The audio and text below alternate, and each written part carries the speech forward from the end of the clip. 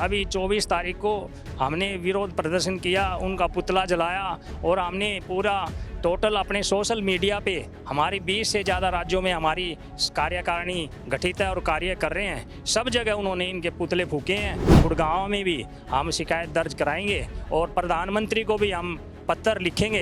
ये इतिहास में बिल्कुल भी सच नहीं है। जिस आदमी ने, जिस महाराणा सम्राट ने, वीर शिरोमणि ने इब्राहिम लोदी को 2 बार हरा दिया है और बाबरनामा में भी ये नहीं लिखा हुआ कहीं भी अगर उसको बुलाया गया है, और संसद में ये उसका गद्दार बोलना अपनी पार्टी के लिए कुछ अटेंशन, मतलब जो ध्यान आकर्षित करना पब्लिक का, तो वो ये सिर्फ एकमात्र उसका उद्देश्य था। रामजी लाल सुमन को कोई जानता नहीं। वो तुष्टीकरण की राजनीति करना चाह रहे थे और अब प्रजातंत्र का जमाना है। समाजवादी पार्टी के जो मुखिया अखिलेश यादव जी, उनको रामजी लाल सुमन को इमीडिएटली बर्खास्त करे अपनी पार्टी से।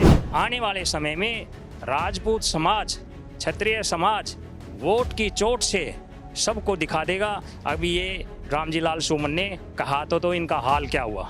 राणा सांगा पर समाजवादी पार्टी के सांसद ने जो कुछ कहा है, उसके बाद पूरे देश में घमासान मच गया है। और इस घमासान की बात यह है कि आगरा में उनके घर पर करणी सेना समेत तमाम सारे संगठनों के कार्यकर्ताओं ने धावा बोल दिया और पूरे देश में बहस लगातार खड़ी हो गई है कि राणा सांगा जैसे देशभक्त और लड़ने वाले, देश के लिए अपनी जान देने वाले महान स्वतंत्रता सेनानी के लिए समाजवादी पार्टी ने ऐसा क्यों कहा। ये सवाल इसलिए भी बहुत महत्वपूर्ण है कि अभी औरंगजेब का मतलब इशू चल ही रहा था, इसी बीच अब राणा सांगा को लेकर के भी बहस शुरू हो गई है। तो हमारे साथ हैं क्षत्रिय जो महासभा है, ठाकुर कुलदीप सिंह तंवर हैं, राष्ट्रीय अध्यक्ष हैं, अखिल भारतीय क्षत्रिय महासभा इनका संगठन है। हम इनसे बात करने की कोशिश करेंगे और ये भी विरोध प्रदर्शन कर रहे हैं। सर, ये बताइए कि समाजवादी पार्टी ने जो कुछ कहा है उसके बाद आप लोग सड़कों पे हैं, तोड़फोड़ शुरू हो गई है, ये कहाँ तक जायज़ है?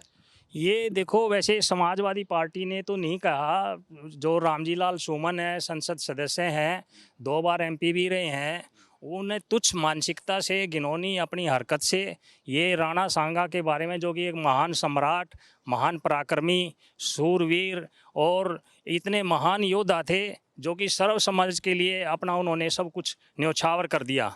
और उनके महाराणा सांगा के शरीर पर 80 घाव थे, एक हाथ भी नहीं था, एक टांग भी नहीं था, तब भी वो युद्ध करते रहे और इब्राहिम लोदी को 2 बार उन्होंने हराया और 100 से ज़्यादा उन्होंने युद्ध लड़े और उनमें सभी के सभी वो युद्ध जीते। नहीं, सवाल इस बात का है कि इसमें कोई दो राय नहीं है कि इन प्रतीकों का बहुत महत्वपूर्ण है और निश्चित तौर पर जो कुछ भी उन्होंने कहा है वो ठीक नहीं है, लेकिन तोड़फोड़ हो रहा है, सब कुछ हो रहा है, उसका क्या मतलब है? देखो, किसी चीज़ का एक्शन का रिएक्शन तो होता ही है, और यदि किसी समाज के प्रति इतनी घृणा भावना एक संसद सदस्य की है, जो कि एक बिल्कुल अनपढ़ की तरह, गवार की तरह उन्होंने अपना वहाँ पे राणा सांगा को एक गद्दार बोला है।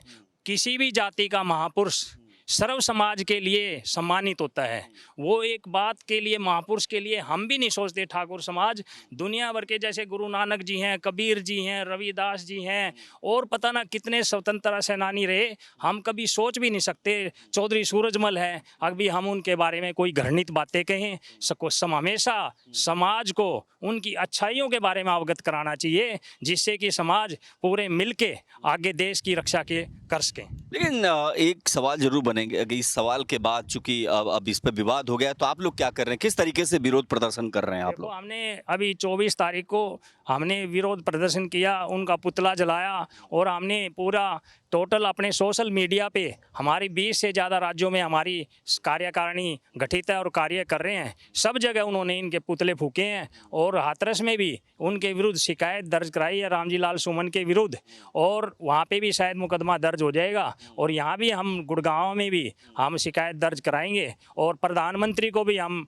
पत्र लिखेंगे भी ऐसा कानून बनाया जाए जिससे कि कोई भी, किसी भी पार्टी का संसद सदस्य, फ्री स्पीच का ये मतलब नहीं है कोई भी वो उसके विरोध में या उसकी कोई भी गलत भाषा का इस्तेमाल ना करे तो उसकी संसद सदस्यता इमीडिएटली एकदम से ख़त्म हो। लेकिन एक सवाल ये मैं जरूर आपसे पूछूंगा कि आखिर समाजवादी पार्टी के सांसद ने इस तरीके का बयान क्यों दिया? आपको क्या लगता है, क्या कोई राजनीतिक लाभ पाना चाह रहे थे या फिर सच में उन्होंने इतिहास ही तो कहा? उनका तो कहना है कि हमने इतिहास दोहराया है, जो सच है वही कहा है। ये इतिहास में बिल्कुल भी सच नहीं है। जिस आदमी ने, जिस महाराणा सम्राट ने, वीर शिरोमणि ने इब्राहिम लोदी को 2 बार हरा दिया है और बाबरनामा में भी ये नहीं लिखा हुआ कहीं भी अगर उसको बुलाया गया है। बाबर अपना आक्रमणकारी था, आक्रांता था और उन्होंने, महाराणा सांगा ने बाबर से भी देश की रक्षा करी और ये कहना उसका बिल्कुल कहीं भी इतिहास में नहीं लिखा। इतिहास से वो अज्ञान है, उसको कोई किसी भी तरह की ज्ञान नहीं है उसको। और संसद में ये उसका गद्दार बोलना अपनी पार्टी के लिए कुछ अटेंशन, मतलब जो ध्यान आकर्षित करना पब्लिक का, तो वो ये सिर्फ एकमात्र उसका उद्देश्य था। रामजी लाल सोमन को कोई जानता नहीं था। क्या क्या ये कोई वोट की राजनीति है जिसमें क्या किसी को संतुष्ट करने के लिए, क्योंकि औरंगजेब को लेकर के लगातार एक बहस चल रही थी जिसमें कहा जा रहा था कि औरंगजेब भारत का प्रतीक नहीं हो सकता। ऐसे में उन्होंने काउंटर अटैक करते हुए कहा कि राणा सांगा भी गद्दार है। तो जाहिर सी बात है कि क्या किसी वर्ग को खुश कर देना चाह रहे थे, इसलिए बयान आया उनको? वो बिल्कुल वो तुष्टीकरण की राजनीति करना चाह रहे थे। और अब प्रजातंत्र का जमाना है, हम किसी भी महापुरुष के, किसी भी जाति का महापुरुष हो, ऐसे शब्द बोलने नहीं चाहिए। और उन्होंने अपने मीडिया में और अपने सारी पब्लिक का अपनी तरफ ध्यान आकर्षित करने के लिए ऐसे गलत, ऐसे ओछे, ऐसे तुच्छ शब्दों का इस्तेमाल किया है, जिससे कि उसको सारे देश से ये माफ़ी मांगनी चाहिए। और समाजवादी पार्टी को अखिलेश यादव जी ने, समाजवादी पार्टी के जो मुखिया हैं अखिलेश यादव जी, उनको रामजी लाल सुमन को इमीडिएटली बर्खास्त करे अपनी पार्टी से। नहीं तो आने वाले समय में राजपूत समाज, क्षत्रिय समाज वोट की चोट से सबको दिखा देगा। अभी ये रामजी लाल सुमन ने कहा तो इनका हाल क्या हुआ।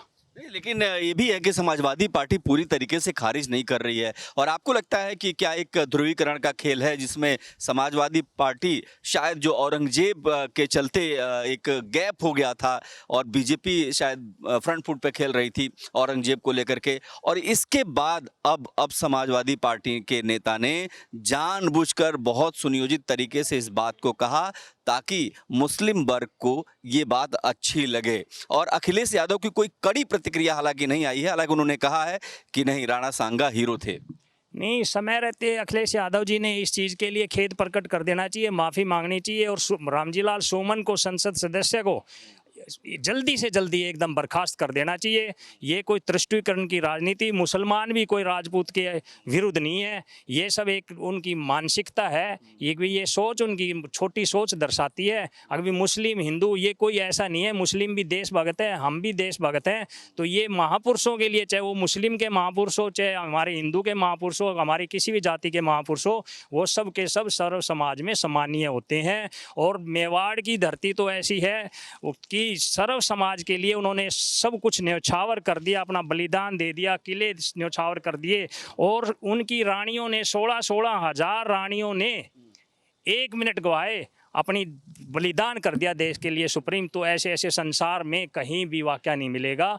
मेवाड़ तो ऐसी धरती है जिसके लिए रामजी लाल सोमन ने अपनी बिल्कुल गिरी हुई हरकत से ये शब्द राणा सांगा के बोले हैं। इसमें कोई दो राय नहीं कि राजस्थान का जो इतिहास रहा है वो त्याग का रहा है, बलिदान का रहा है और सर्वोच्च बलिदान का रहा है। और यही वजह है कि देश आज गुस्से में है कि आखिर राणा सांगा जैसे महान प्रतापी राजा के लिए इस तरीके की बातें समाजवादी पार्टी के लीडर क्यों कर रहे हैं। ये सवाल इसलिए भी बेहद महत्वपूर्ण है कि क्या राजनीति इतने निचले पायदान पर आकर गिर जाएगी जहां पर राणा सांगा जैसे महाप्रतापी राजा के लिए इस तरीके की बातें होंगी। कैमरा पर्सन पवन शर्मा के साथ मैं देवनाथ, भारत एक्सप्रेस।